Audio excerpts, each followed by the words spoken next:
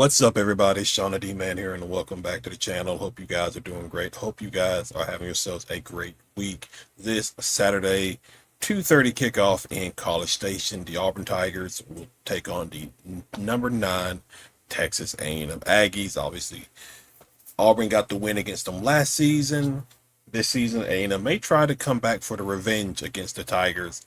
So, real quick, if you're new to the channel, be sure you hit that like and subscribe button, comment below. This is just me giving my overall thoughts about the games, recap, stuff like that. I did drop a video um, Tuesday night going over what Auburn's annual opponents, the whole SEC slate of things.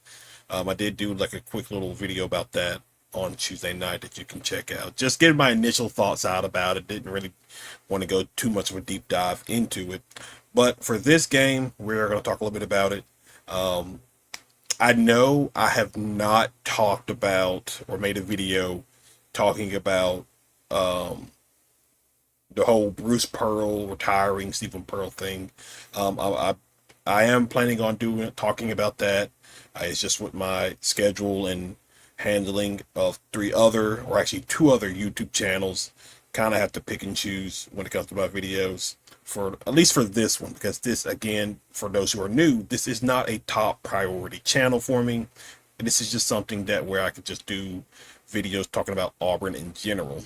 So, all right, let us get into it. All right, so Auburn and Texas A&M. Um, I have watched a little bit of Texas A&M. They didn't really look that impressive against, I believe it was week 2. They played UTSA.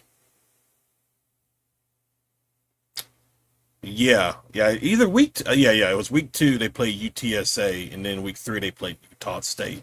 They didn't look all that really impressive against week 2 UTSA.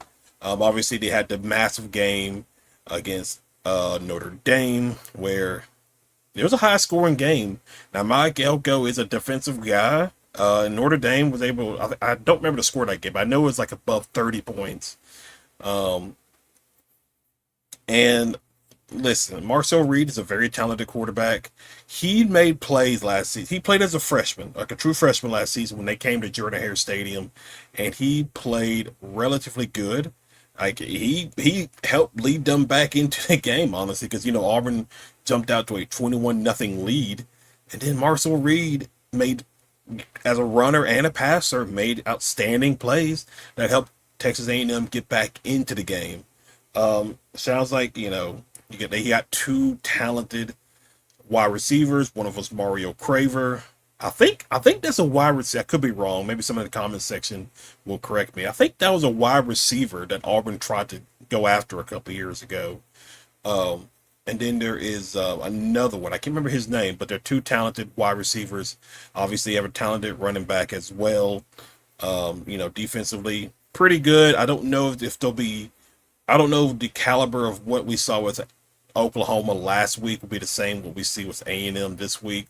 Probably with the A&M side of things, the game plan is to, once again, don't let Auburn beat you on the ground. Make Jackson Arnold beat you through the air. And let's be clear, last week against Oklahoma, Auburn basically almost did that. They obviously been about a week. There's been plenty of people breaking down the film and stuff like that. If you have not watched Aaron Murray's, uh, you know, uh, breakdown of Jackson Arnold in last week's game, go back and watch it. Very informative. But there were definitely moments in the game where if he makes the proper throw, or maybe Cam Coleman doesn't stop too short on a route, they left points out on the board. Like, obviously, we do know of where um, Jackson Arnold kind of overthrew Cam a little bit on when he was like wide open. That could have been a touchdown. And then there was one where Cam split 2 defenders. Um, he kind of slowed up a little bit, and then try to accelerate and try to catch up with the ball. But by that point, it was a little bit of an overthrow. That one was on Cam. And there was just few moments like that as well where it's just missed opportunities that left points out on the board. Obviously, it sounds like Hugh Freeze has been kind of, you know, pushing the point of, hey, Jackson, you need to, basically trust these receivers to be where they're going to be. I'm paraphrasing. You can go back and watch what he actually said or listen to what he actually said. I'm basically paraphrasing, but he talked about how, you know, trust these receivers, and if there happens to be an interception, I'll worry about that.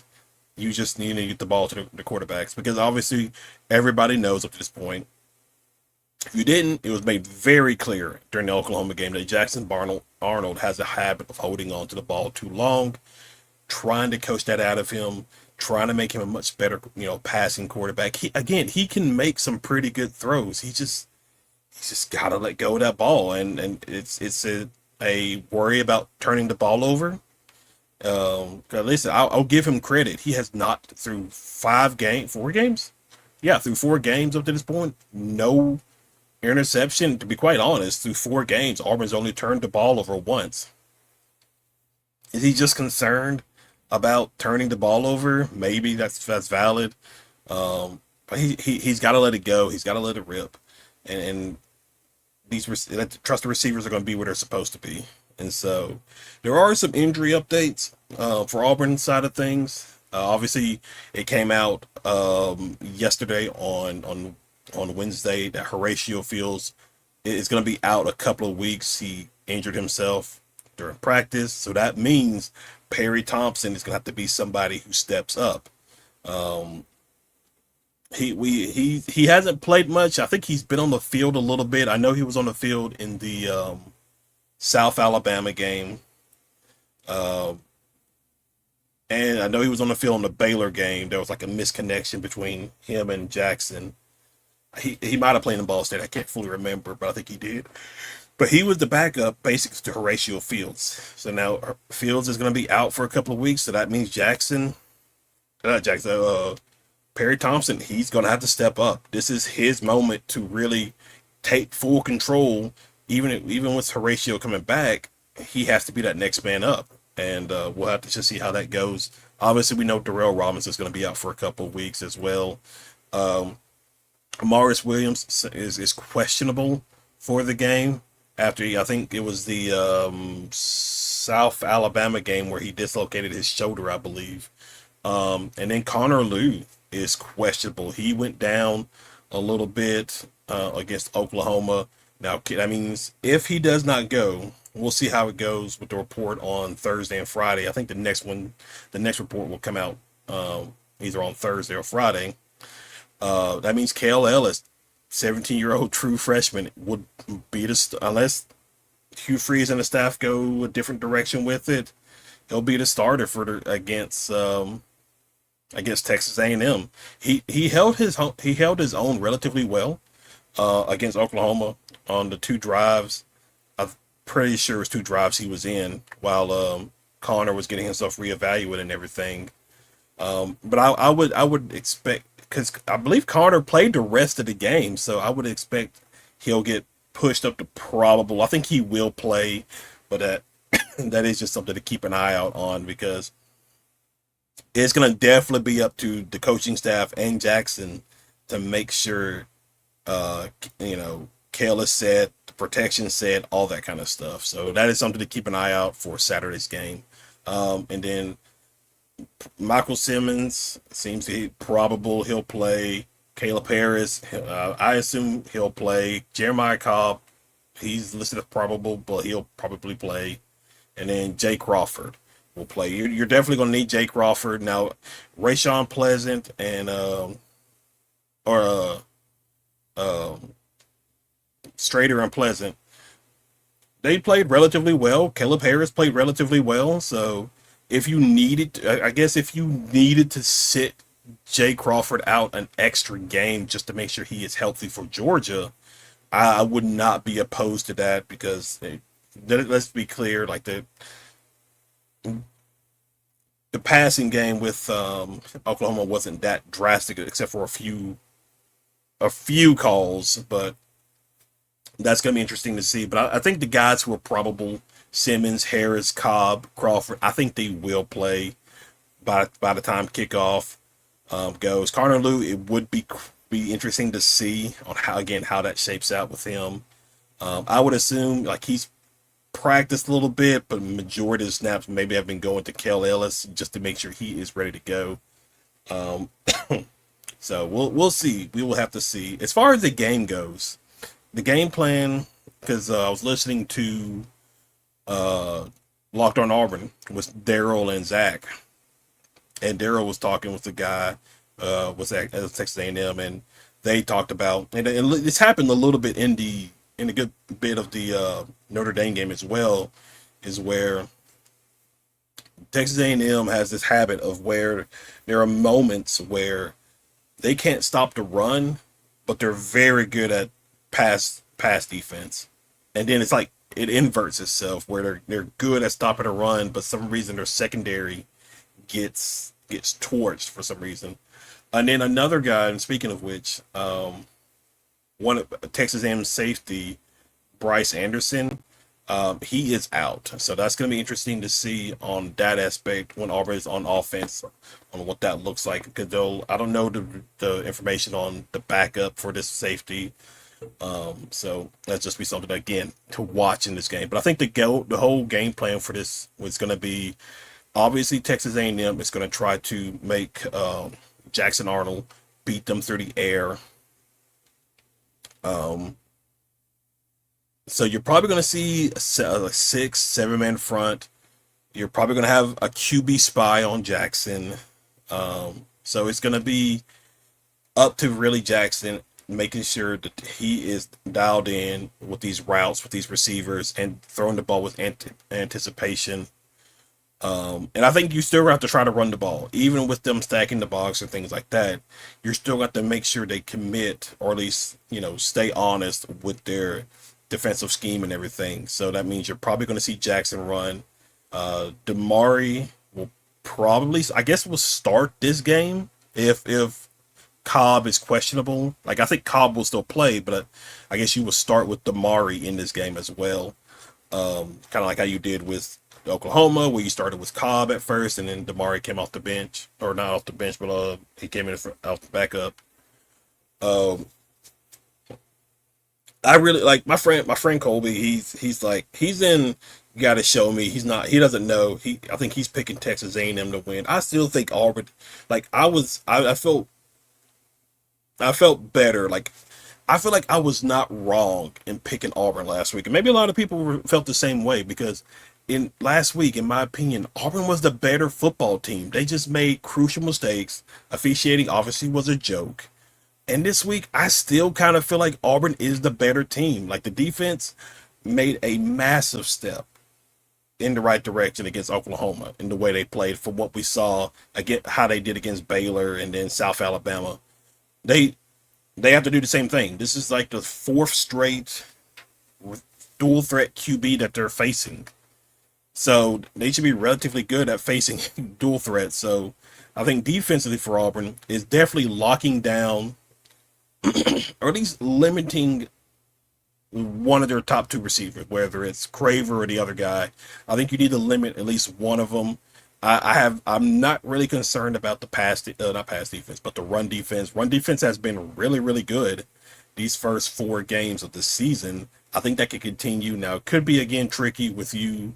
It could be a South Alabama situation when you have a dual threat quarterback, but we saw last week against Oklahoma, the defense did a relatively job of limiting their run game and limiting John Mateer on the run, except for that there was the end of the game when he scored a touchdown.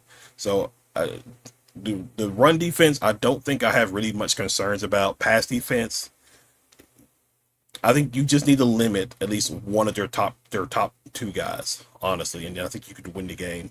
And then offensively, run the ball, run the ball, and like I have no problem with Auburn, because they did this last week where they won time of possession by almost 11 minutes. I have no problem with Auburn running the ball and working the clock, playing clock management with this. What like I think this roster is probably more built to do something like that, to be this instead of this quick, fast paced offense scoring up and down the the field. Because I think you're going to need this defense to be fresh throughout this game for sure, especially with them, you know, chasing down Marcel Reed and things like that. Because I think Marcel Reed, even though he's still a relatively young quarterback, he is he is going to make plays for Texas A&M. How well Auburn limits him could really define how this game goes. So, but I do think, in my honest opinion, I do still feel like Auburn is still the better team the next Texas A&M. Not like give credit to them for beating Notre Dame and everything, but this just feels like a year for Auburn because like again, and I talked about it earlier. I talked about it last week with the recap with Oklahoma, and then I talked about it at the beginning of the season when it came down to these two particular games, the Oklahoma and Texas A&M game. I have always felt that Auburn needed to split those games and go into Georgia with one loss. If you were gonna make it to a 9-3 season, you need to at least split these two games. You already lost to Oklahoma. You need to be like you need to get the Texas A&M game because if mainly too for confidence boost as well. You just had a tough game last week where things didn't go your way, officiating stuff like that. This week you have an opportunity. I think this team is I still think this is a good football team. They just got to get out of their own way. The penalties, you cannot have 10 plus penalties again. The sacks, I don't really think you'll have that many sacks. I think Jackson Arnold is going to get sacked, honestly. Like, I do think he will get sacked a couple of times, but I don't think it's going to be a situation like it was last week. Special teams cannot cost you field position. They can't do stupid stuff in this game. If Auburn wants to win, I would love to get a kickoff or a punt return for a touchdown. I would very much love to have that in the game for sure. We haven't had anything like that since week 1 against Baylor. But I think Hugh Freeze mentioned on Monday's presser, or maybe it was his Tiger Talk, where he was just like, if we can't, do special teams, then we're just gonna fair catch it every single time. But we'll have to just see. I think, but again, I think the X factor, like I said, last week was Jackson Arnold. I still think it's Jackson Arnold. The Texas A&M is going to try to make you beat them with his arm. Can he do it? Can he finally let go of the ball and get it to the receivers and let the receivers make the plays? And we'll see. We'll definitely see. But that's relatively it. I do think Auburn is going to win the game. This one actually might be a little bit more high scoring compared to what we saw with the Oklahoma game last week, where I said, I don't know if I did a score prediction, but I think this week you're probably looking at maybe I think the first team to get to 30 probably wins this game. So maybe like a 28-31 style of game.